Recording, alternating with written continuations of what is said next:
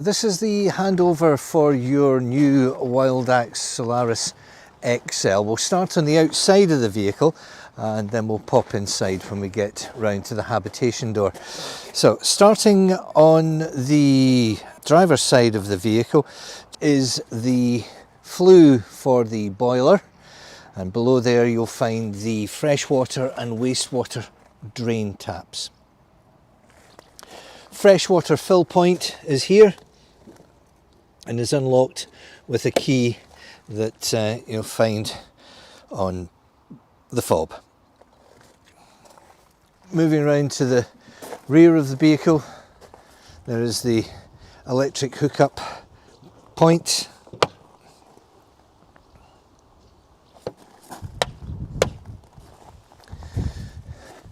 And around the rear of the vehicle, underneath the high level brake light, is the reversing camera.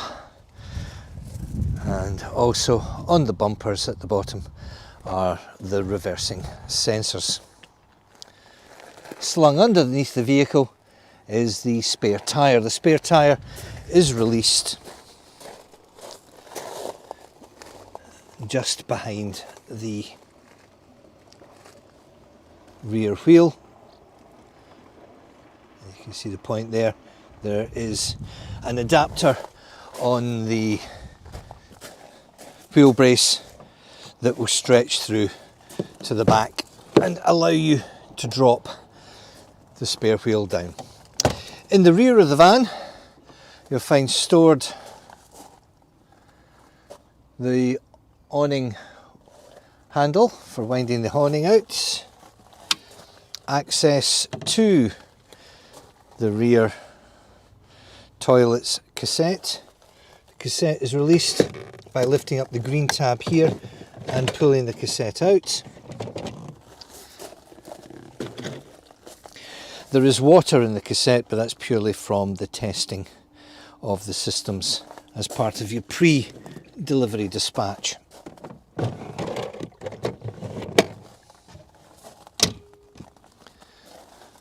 From the rear of the vehicle you can also see and access the two rear bunk beds.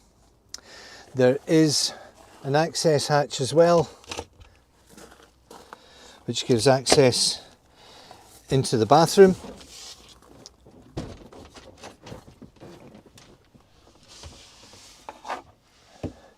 But we'll see that when we're inside the vehicle.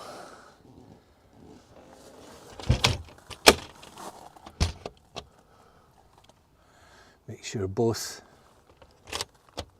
locks are in place before setting off. Carrying round the exterior of the vehicle, we come to the external gas barbecue point. This is the adapter. You attach that onto the hose of your gas barbecue, and above the vehicle you see the awning rail and the point where the winder is engaged to the awning rail. Not part of the central locking system, the flap for the fuel. The fuel cap is operated with the Fiat key, and AdBlue is added whenever the warning light comes up on the dashboard. When the first warning light comes on, you have in the region of 1,000 to 1,200 miles to top up the AdBlue. When the next AdBlue warning light comes on, you then have usually about 200 to 300 miles. And if you don't top up after that, the vehicle will go into limp mode until you add more AdBlue. On the passenger side of the cab, you'll find stored underneath the vehicle the toolbox. Underneath the carpet of the vehicle is the access hatch to the vehicle battery. And on the side of the dashboard is the lever to operate the bonnet release catch. The secondary release for the bonnet is found at the front. You just slip your finger underneath the bonnet after you've done the initial release. bonnet stay holds it in place safely while you access. The only thing you should really need on a brand new vehicle is to refill the screen washer bottle here. If you do have to top up coolant or brake fluid at any point in the future, then you simply undo these three little catches. This section of trim will lift away, and then after you've done that, you can now access those two reservoirs.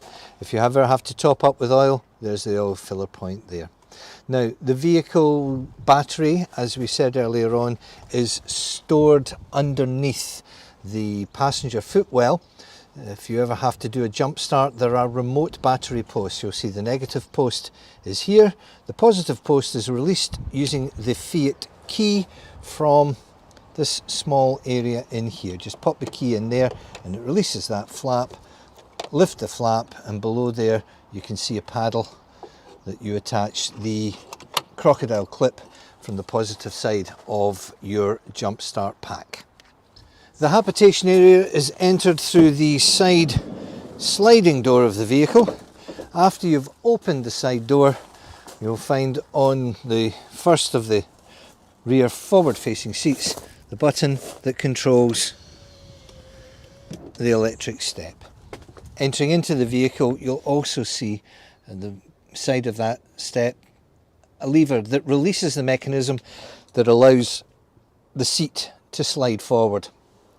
At the moment, this second seat has been slid forward into the couch position. There is stored in the rear of the vehicle a further cushion that goes along the back wall to form the couch. To form the double bed, you slide this section forward as well. The bolster from the rear of the couch goes into the middle and lies along these two wooden ledges, and also a metallic frame that bridges the gap between here on this seat and a similar point on this seat when it's slung forward. The finished bed area looks like this.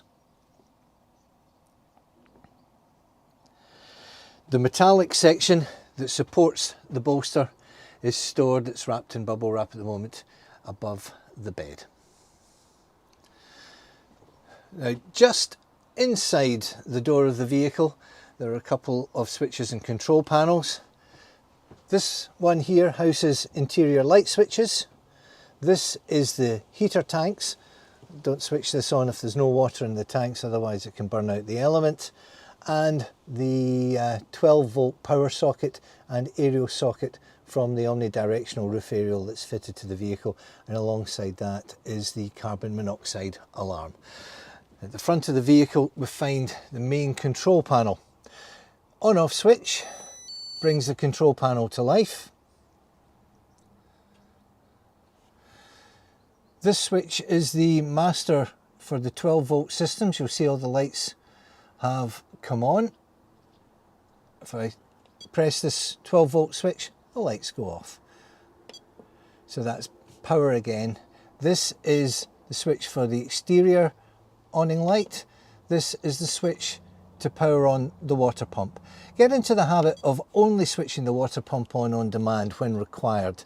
If you have no water in your tanks, you're best to not have the water pump on, because it will burn itself out. Because the first thing it tries to do when you switch on the water pump is it tries to fill your boiler with water so that you can then have hot water.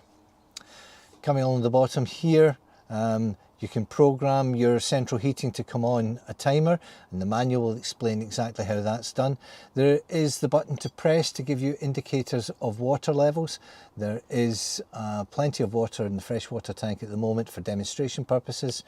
Battery life, this is the habitation battery, that's the vehicle battery, and then back up into the top there is a dimmer switch where you can adjust the brightness of the LED screen, and you can also change the colour of it as well. That's all explained in the user manual.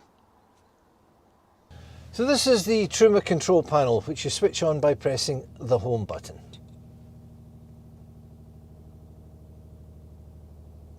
Once the 6 squares have been illuminated, you are now in a position to start switching on the various functions controlled by the boiler. So we'll start with room climate. Central heating, in other words. Do we want to heat or do we want to ventilate? If we go to ventilation, we can then use the blower system that normally would circulate the warm air when you're using it as heating, and it will move air around the cabin. It is not air conditioning. All it does is circulate air, which can help on a warm day. Back button takes us back to our main controls. So back into the room climate, and we'll go to heating this time. Let's set your desired temperature, 25 degrees. Now, comfort and fast. Fast will get there, as the name suggests, quicker, but it will get there at the expenditure of other functions. So if you've got the hot water on and you've got the heating on, but you want the heating to heat up fast, by pressing the fast button, the hot water will not heat up, but your room will get up to temperature quicker. Once your room's up to temperature, the hot water will then come back in again. Let's leave it on comfort. Choice of fuel. It's a combination boiler, diesel and electric. If you're on site and you're plugged in, there's no point in wasting fuel, so switch diesel off and run on electric. You have a choice of 900 watts and 1800 watts capacity. 900, you'll only ever have to use that if you're on an older campsite that's not giving you a good current, good ampage at your plug-in point, or if there's a lot of vehicles plugged into a single point. You can also switch electric off, but that will automatically switch on the diesel. So we'll put diesel off, we'll put electric on, and we'll have the heater going, and the van will be nice and warm when you come to collect her.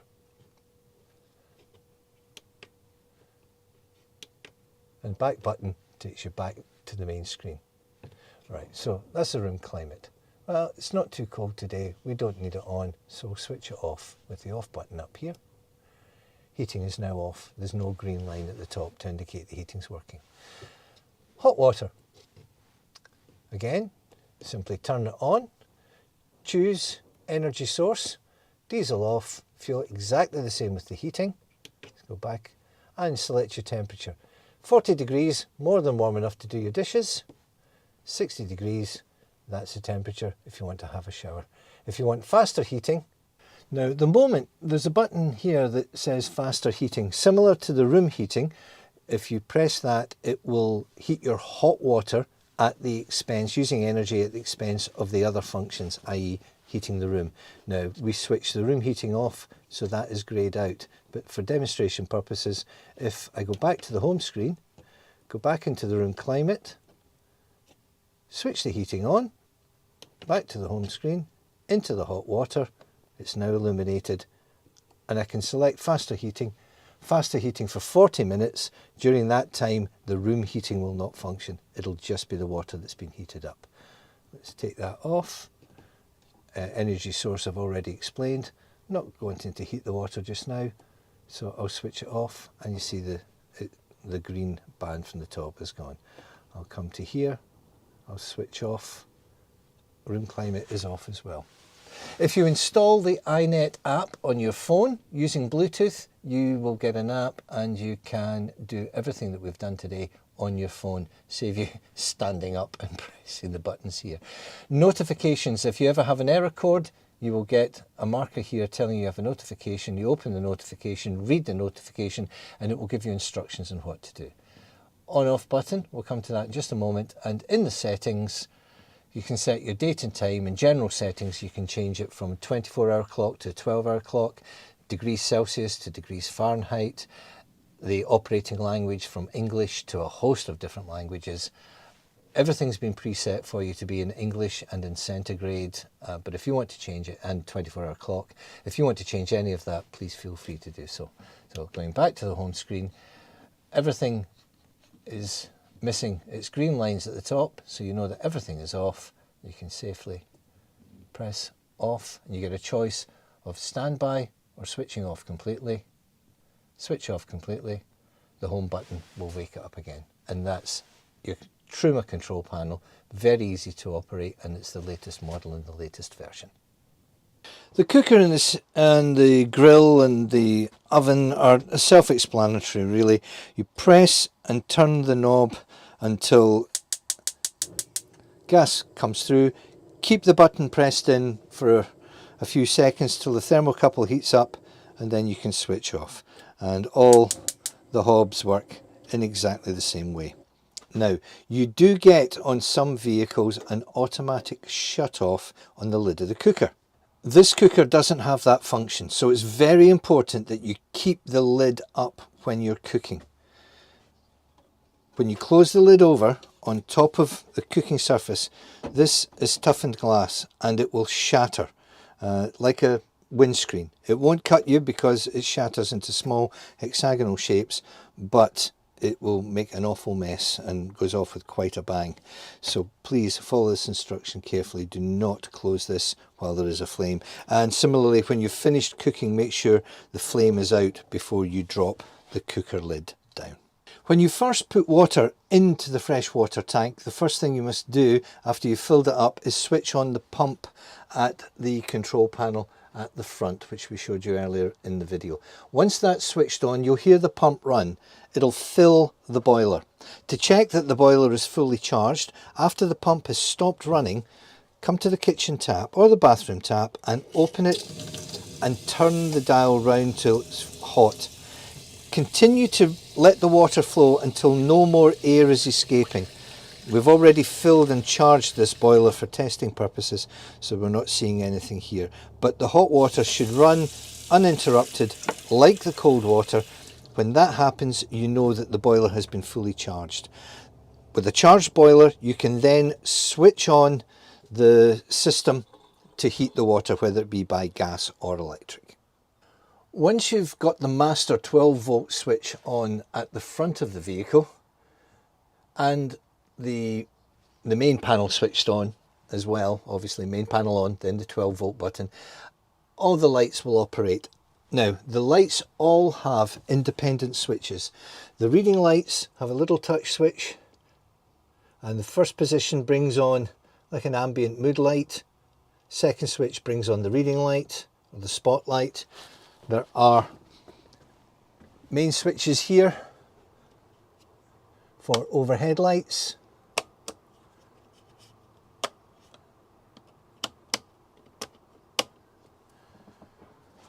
And reading lights in the sleeping area as well as overhead lights. And these are found in the lower and upper bunks. In the bathroom area, there is no light switches. The light switches are outside of the bathroom, as you would expect, so that you're not touching things with wet fingers. In fact, it's up here above the door. In the bathroom itself, the toilet has a swivel lid. Turns through 90 degrees, much easier to do with two hands, and then that gives you leg room when you wish to use the toilet. While this is up, I can show you the flush point. So to flush the toilet, you simply press this button. The water is drawn from the freshwater tank and it will clear the bowl. To operate the toilet, first open the slider at the side here. This opens the valve into the cassette below. After you have used the bowl, press the flush button and continue to hold. For as long as you hold the flush button, water will run to rinse the bowl. Release the button, it stops running, and in the background you can hear the water pump coming in to recharge the boiler. And then over here there are some further buttons. This well, not button, they're LED warning lights really. This one indicates that your cassette has been removed, that there's no cassette below you. This one indicates that there is no water for flushing. This one indicates that the cassette is half full, and this one indicates that the cassette is completely full. This one obviously will not light up because your water reservoir is the main freshwater tank. And that is the tap for the shower, and that is the tap for the vanity unit. Your vehicle comes with a 3-way Thetford fridge. To power the fridge on in the first instance, press the power button until the whole display lights up. At the moment it's operating on gas. It operates on 230 volts, 12 volts and gas, hence a three-way fridge. This button will toggle you between your fuel sources. If we go to automatic, it will automatically select the most reliable fuel source, which at this moment is gas. The ignition isn't on, the engine is not running, we're not plugged into mains. If I manually select 240 volts, we get an error code and a warning sign of everything flashing. Similarly, if I selected battery, because the engine isn't running, we'll get a similar code. If I go to gas, everything settles down. If we go to auto, it will quite happily switch between all the different fuel sources. To set the thermostat, use this button here. The more squares that are illuminated, the colder the fridge. Single button there indicates defrost. It's not an automatic defrost fridge, and if you ice up, you will have to defrost it, and you do so using that button. If you do get an error code, screen goes to sleep, but you still get a little blue light there to tell you the fridge is on, so just touch that and it will bring your screen back up. So if you do get an error code here, if I'd selected a fuel source that wasn't available, to cancel the error code, you would just press that button there. To switch off, press and hold until the screen goes blank. The boiler of your motorhome is located underneath the right hand side rear passenger seat. Now, you shouldn't have to go anywhere near this boiler in the normal course of operations. However, when the time comes to do a full winter drain down, you'll have to open that valve down there, that little yellow valve. At the moment it's in the closed position, but if you flick it upwards, you can hear the water escaping from the boiler, and that's the boiler draining down. A full winter drain down consists of opening the exterior taps to drain both the grey and the freshwater tanks, opening of this tap to drain the boiler, and once all the water is run out, you switch on the water pump on this control panel and you open up a tap. This will get rid of the last of the water that's in the pipes. Once the last of the water has run out from the tap, switch off the water pump at the front panel, but leave a tap open. This will ensure that your system is not a closed system, and if there is any residual water in the system, it will freeze along a pipe, not causing any damage. If the taps are all closed, the system is sealed, and if there is a freeze and some residual water freezes, after it meets the air pressure from the closed system, the water will expand sideways, and then come the following spring, you'll discover that you have a leak. Your Solaris is based on the Fiat Ducato. This is the newest version of the Fiat Ducato. It comes with a new sports style steering wheel with steering wheel controls for your media unit. Stocks on the right hand side of the steering wheel are for your wipers and washers. On your left hand side, the stock is for the lights, so it's indicator and dip beam. It's an automatic gearbox, 9-speed, fully automatic, and state-of-the-art media system, all supplied as standard. Instruction manuals for everything to do with the media system were supplied with the vehicle. When you select reverse, you will automatically get the rear view camera firing up, and you will see the image of exactly what's behind you there. To the right of the steering wheel, you'll find the gauge for the underslung LPG tank.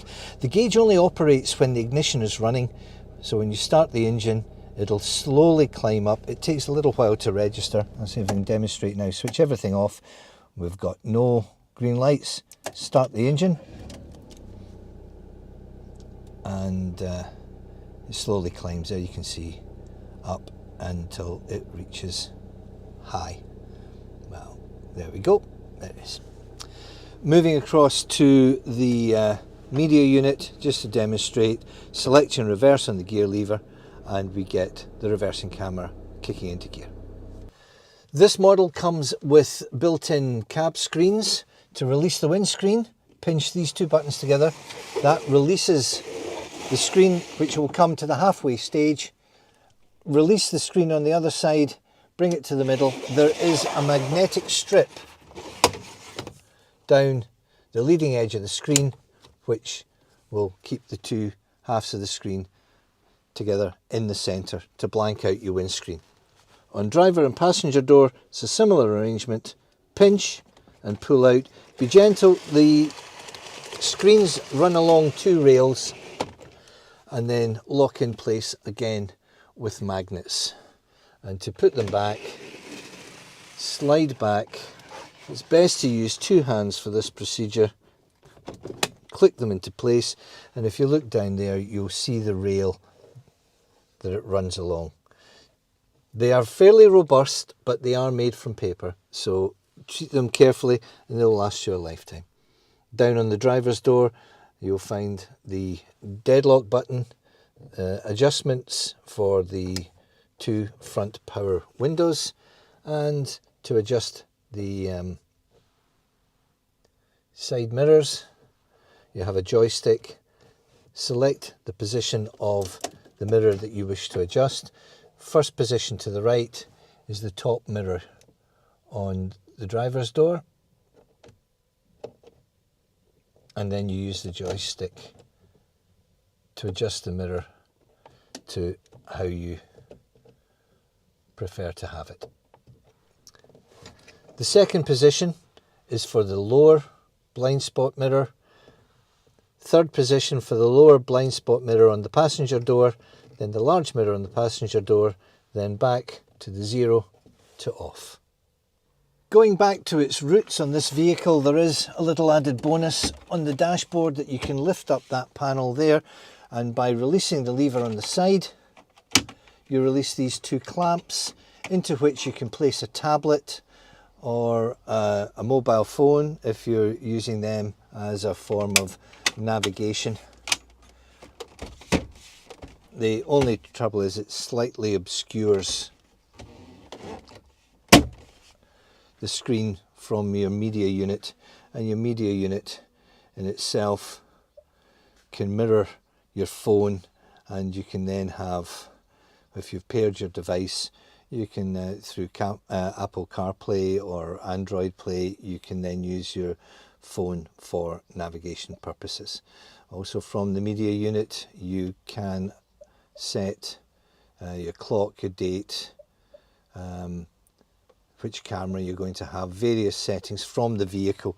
In days gone by you would set this on your dashboard, and nowadays of course it's all done through this unit here. Well, that concludes your tour of the Solaris XL from WildAx, your brand new motorhome. Thank you very much for choosing Highland Campervans. If you have any questions, please feel free to contact myself or any of my colleagues here at Highland Campervans if you have any questions about the operation of your vehicle. We're sure this vehicle will bring you lots of miles and lots of smiles. And once again, thank you very much, and we hope you have a great time making memories with WildAx and Highland Campervans.